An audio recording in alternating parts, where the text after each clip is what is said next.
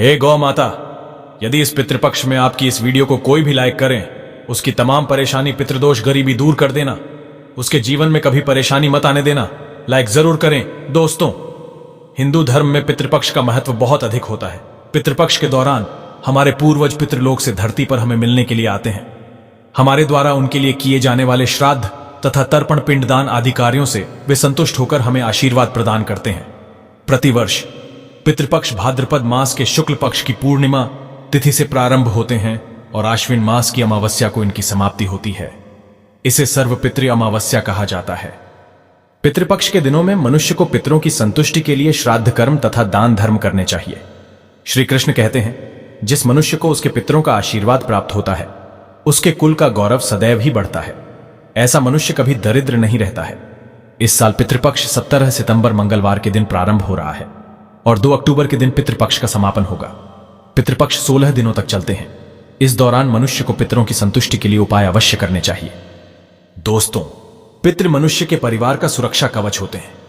पितृशक्ति मनुष्यों की हर प्रकार के संकट से रक्षा करती है। यदि घर में पितृशक्ति का वास हो तो घर में किसी भी प्रकार की दुष्ट आत्मा तथा नकारात्मक शक्तियां प्रवेश नहीं करती हैं। इसलिए हमें पितृपक्ष में कुछ ऐसे कार्य करने चाहिए जिससे हमारे घर में पितृशक्ति का वास हो। पितरों को प्रसन्न करने के लिए गरुड़ पुराण में भगवान श्री कृष्ण ने बहुत ही महत्वपूर्ण उपाय बताए हैं। भगवान श्री कृष्ण के अनुसार पितरों की संतुष्टि के लिए सर्वोत्तम उपाय है दान करना, और दान में भी सर्वोत्तम होता है तिल का दान करना। जो भी मनुष्य पितृपक्ष में पितरों के लिए तिल का दान करता है, उसके सभी पापों का एवं दुखों का नाश हो जाता है। इसके अलावा आप पितृपक्ष में अपने पितरों की संतुष्टि के लिए वस्त्र आदि का दान अवश्य करें। यदि गाय का दान किया जाए तो कई गुना अधिक फलों की प्राप्ति होती है। दोस्तों, हमारे प्राचीन धर्म ग्रंथों में गाय को एक अत्यंत महत्वपूर्ण और पवित्र पशु माना जाता है। शास्त्रों में गाय को माता कहा गया है और समस्त देवी देवता इनका पूजन करते हैं। गौ माता के शरीर में 33 कोटि देवी देवताओं का निवास होता है। गाय एक अत्यंत पवित्र, निर्मल, शांत, निष्पाप जीव है। ऋग्वेद में इस संसार का पालन पोषण करने वाली कामधेनु माता कहा गया है। इसके दर्शन मात्र से मनुष्य के हजारों पाप नष्ट हो जाते हैं। इसीलिए कभी इस निष्पाप गौ माता पर अत्याचार नहीं करना चाहिए। गाय को कभी मारना नहीं चाहिए और कभी उन्हें कष्ट नहीं देने चाहिए। गाय को मारना शास्त्रों में सबसे बड़ा पाप माना गया है। दोस्तों, भगवान श्री कृष्ण को गायों से विशेष लगाव था। उन्हें गौ माता बहुत अधिक प्रिय थी। श्री कृष्ण के अनुसार गायों की सेवा करना ही सर्वश्रेष्ठ धर्म है। इससे बढ़ा पुण्य का कार्य संसार में दूसरा कोई नहीं। कलयुग की भविष्यवाणी करते हुए भगवान श्री कृष्ण कहते हैं, कलयुग में जब धर्म का लोग हो जाएगा, तब मनुष्य गाय की सेवा नहीं करेंगे। मनुष्य केवल दूध के लिए ही गाय को पालेगा। दूध के लिए वह गाय को बहुत कष्ट देगा, जिसके परिणाम स्वरूप कलयुग में पाप और अधर्म उसके चरम पर होगा। अकलयुग के अंत का लक्षण बताते हुए श्री कृष्ण कहते हैं, जब संसार से गाय समाप्त हो जाएंगी, तब कलयुग का अंत होगा। जो मनुष्य कलयुग में भी गाय की निस्वार्थ भाव से सेवा करेगा, वह सुख समृद्धि प्राप्त करेगा। जो स्त्री रसोई में बनी पहली रोटी गौ माता को खिलाएगी, वह सदा सुहागन और सौभाग्यशाली रहेगी। जो लोग अपने घर में गाय से प्राप्त पंचगव्य को घर में रखेंगे, उसके घर में कभी दुख दरिद्रता नहीं आएगी। दोस्तों, हमारे धर्म के सभी शास्त्रों में गाय की सेवा को ही सर्वश्रेष्ठ माना गया है। जो व्यक्ति प्रतिदिन किसी न किसी तरह से गौ माता की सेवा करता है, वह सबसे अधिक पुण्यवान बन जाता है। गांव में तो मनुष्य को गाय की सेवा करने का अवसर प्राप्त होता है, लेकिन शहरों में गाय के दर्शन आसानी से नहीं हो पाते हैं। इसीलिए मनुष्य को गौशाला में जाकर गाय की सेवा करनी चाहिए अथवा गौशाला के लिए दान धर्म करने चाहिए। इसके अलावा आप अपने घर में ही गौ माता की मूर्ति रखकर उनकी पूजा जरूर करें। इससे भी माता कामधेनु का आशीर्वाद प्राप्त होता है।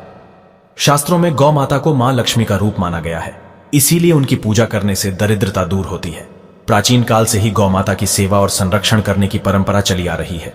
कई ऋषि मुनि अपनी कुटिया में गायों का पालन करते थे तथा राजा महाराजा गायों का दान करते थे। गायों के दान को सबसे बड़ा दान कहा गया है। गाय का दान करने से सभी जन्मों के पाप नष्ट हो जाते हैं और मनुष्य को मोक्ष की प्राप्ति होती है। आज हम आपको गौ माता के संबंध में बहुत ही महत्वपूर्ण बातें बताने जा रहे हैं। गाय की पूजा कैसे करनी चाहिए, गाय को कौन सी चीजें खिलाने से कौन सा फल मिलता है तथा गाय के किस अंग को स्पर्श करने से दरिद्रता दूर होती है आदि के बारे में हमारे शास्त्रों में बहुत ही महत्वपूर्ण ज्ञान दिया गया है। हमारी अत्यंत पूजनीय गौ माता के बारे में आप सभी को यह बातें अवश्य जान लेनी चाहिए। इससे आपके जीवन से सभी प्रकार के कष्ट दूर होंगे। दोस्तों, कई बार महिलाएं जाने अनजाने में गाय को कुछ चीजें खिला देती हैं, जिससे मां लक्ष्मी क्रोधित हो जाती है। शास्त्रों में कहा गया है कि ये चीजें गाय को कभी नहीं खिलानी चाहिए। इससे मनुष्य के जीवन में दुर्भाग्य आता है और उसे किसी भी कार्य में सफलता नहीं मिलती है। तो चलिए जान लेते हैं गौ माता के विषय में महत्वपूर्ण नियम। सबसे पहली बात है दोस्तों, गौ माता के दर्शन करना बहुत शुभ होता है। शास्त्र कहते हैं रोज सुबह गाय के दर्शन होने से पुण्य की प्राप्ति होती है और सुबह गोबर के दर्शन होने से लक्ष्मी की प्राप्ति होती है। अगर किसी महत्वपूर्ण कार्य के लिए जा रहे हैं और अचानक ही गौ माता आपके रास्ते में आ जाती है तो वह कार्य निश्चित ही सफल हो जाता है। किसी भी यात्रा पर निकलते समय अगर गौ माता के दर्शन हो जाए तो वह यात्रा सुखपूर्वक पूर्ण हो जाती है, इसमें संशय नहीं है।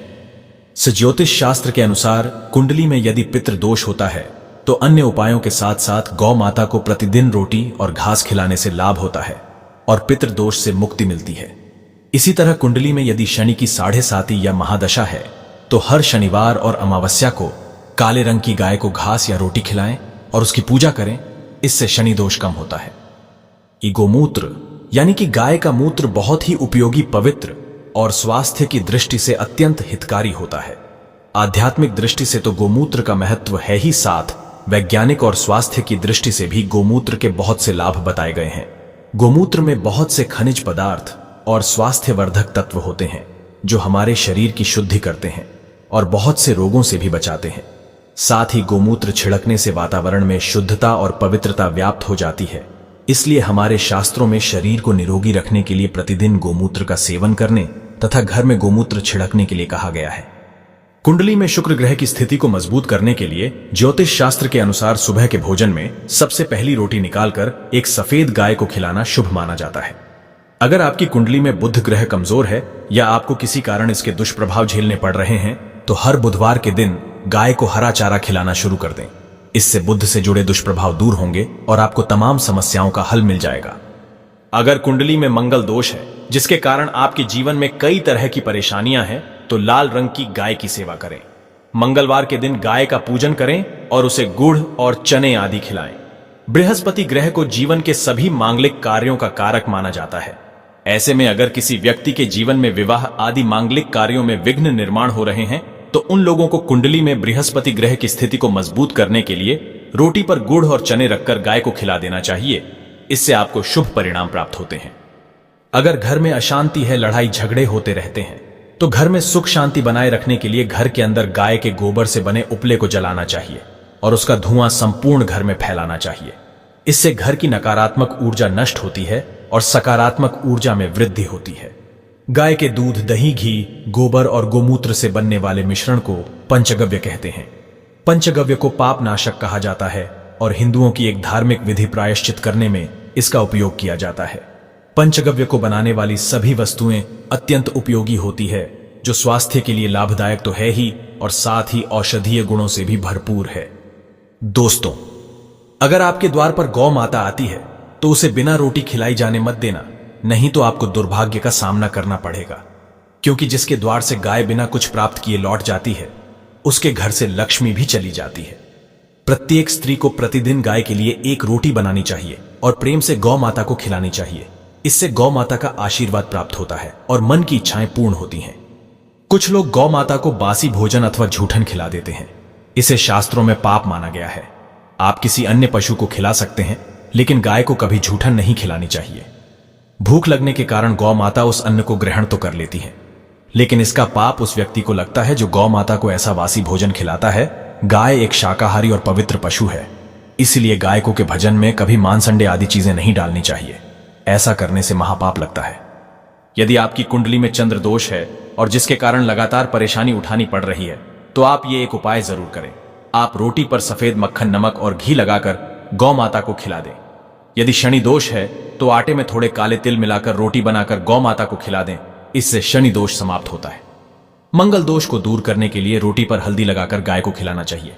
अगर घर में धन की समस्या है तो गुरुवार के दिन गाय को केले का फल खिलाना चाहिए। इससे दरिद्रता दूर होती है। दोस्तों, गौ माता की पीठ पर एक उभरा हुआ कुब्बड़ होता है। उस कुब्बड़ में सूर्य केतु नाड़ी होती है। जब भी आपके द्वार पर गौ माता पधारे आप इस कुब्बड़ को एक बार जरूर स्पर्श करें। इससे आपके जीवन से सभी दुखों का अंत होगा और धन संपत्ति की प्राप्ति होगी। शास्त्रों में कहा गया है जो मनुष्य तन मन धन से गौ माता की सेवा करता है, वह मृत्यु के बाद वैतरणी नदी को गौ माता की पूंछ पकड़कर पार कर लेता है। उस व्यक्ति की अकाल मृत्यु नहीं होती है और उसे मोक्ष की प्राप्ति होती है। जिस व्यक्ति के भाग्य की रेखा सोई हुई है, अगर वह व्यक्ति अपनी हथेली पर गुड़ रखकर गौ माता की जीभ से चटाता है तो उसकी सोई हुई भाग्य रेखा खुल जाती है और उसका दुर्भाग्य सौभाग्य में परिवर्तित हो जाता है। तो दोस्तों, इस प्रकार से आप सभी गौ माता की सेवा जरूर करें। दोस्तों, उम्मीद है आपको यह जानकारी अच्छी लगी होगी। वीडियो को लाइक जरूर करें और कमेंट में जय गौ माता जरूर लिखें।